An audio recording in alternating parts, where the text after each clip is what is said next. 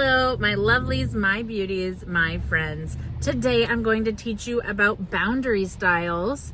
So I just did a group at my treatment center today, and I wanted to teach you guys about it because I think it would be helpful for when you're going through life and you're needing to set boundaries, especially if you're in recovery or if you're just a person, a human being living in this world, because everybody needs boundaries, okay? So the first boundary style is porous. Porous. Think of like in third grade, solid, liquids, and gas, okay? So solid is rigid, liquid is healthy, and gas is porous. Porous boundaries. Think of it as like the dotted line. Anything can go in, anything can go out. Think of molecules with gas. Anything can go in, anything can go out. Porous boundaries. You're oversharing your personal information. You can't say no.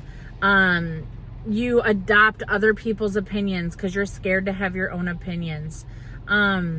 You are passive in your communication. You talk with your head down because you're not sure what to say. So that is porous boundaries. You trust people way too much. You let anybody in. You let anybody get close to you. Now we're going to go to the far right side. Rigid boundaries. Rigid boundaries are you say no all the time. You don't let anybody in. You don't let anybody out. So it's a closed circle. Nothing can get in. Nothing can get out. Okay? You don't let anybody get close to you, and you're not getting close to anybody. You take a really long time to let that mask down if you ever let it down, okay? You say no all the time. You're very inflexible with your opinions and your values. You're like, nope, this is what it is. This is what it is. I don't care what you have to say. You communicate aggressively. You're like, rah, rah, rah. So that would be rigid boundaries. You never share your personal information. You wear a mask all the time. You don't let anybody get close to you. No. Usually people experience rigid boundaries if they've been hurt over and over and over and over and over again, or if they've experienced a lot of trauma, they might have rigid boundaries. And that's because they're afraid to let anybody get close to them because then they'll get hurt again. Well, I'm not going to trust anybody because if I don't trust anybody and I don't let anybody in, then I can't get hurt.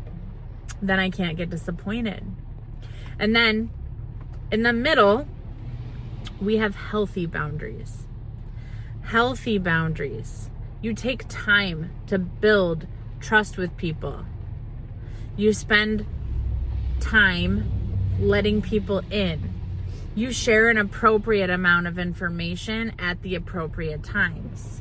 You can say no when you need to. You don't say no all the time, but you don't have a hard time saying no. You can say no when you need to and when it's appropriate. You communicate assertively.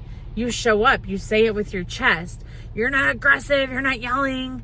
You're not communicating passively, but you're talking. You're showing up. You're not afraid to take up some space. You share your own opinions, but you're flexible.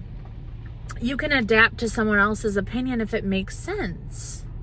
You can listen to other people's opinions, and if it makes sense, you can be like, yeah, you know what? Your point of view is correct. You own your shit. You can take responsibility for your behaviors and change them.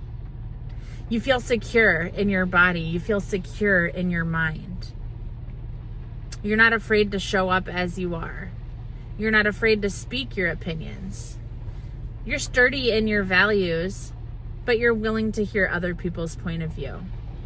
You're also willing to let other people be where they're at. You don't need to change their mind because that's okay. They can just be where they're at. Porous values. You're overly involved in other people's problems. You're codependent. You're like, let me solve that for you because I want you to like me. I want to feel good about myself. Rigid boundaries. Well, I'll never help you with your problems. Healthy boundaries. You help people with their problems, but you don't get too overly involved. Oh, you need to borrow $50? No, unfortunately, I can't borrow you that $50, but I can teach you how to make $50.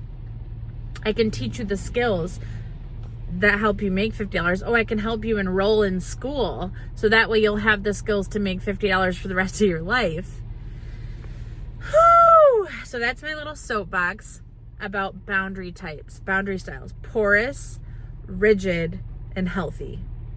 If I'm going to grade myself on where I'm at on the spectrum, I would say I'm in the middle here between porous and healthy. Yes, I overshare my personal information. I struggle to say no. I can say no, but it's a struggle. And I do want people to like me because I'm insecure, but I know that.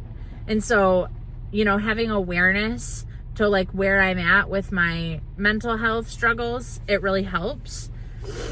It really helps on setting boundaries and being able to do something about it. If you have awareness to a problem, that's step one in changing said problem. If I were to look at my partner, Chris, and where he's at, he is in between rigid and healthy. He says no a lot. He doesn't trust people very much. So me and him kind of balance each other out. All right. Well, thank you so much for sticking around for these boundary styles. And I hope you have a great Wednesday. Bye.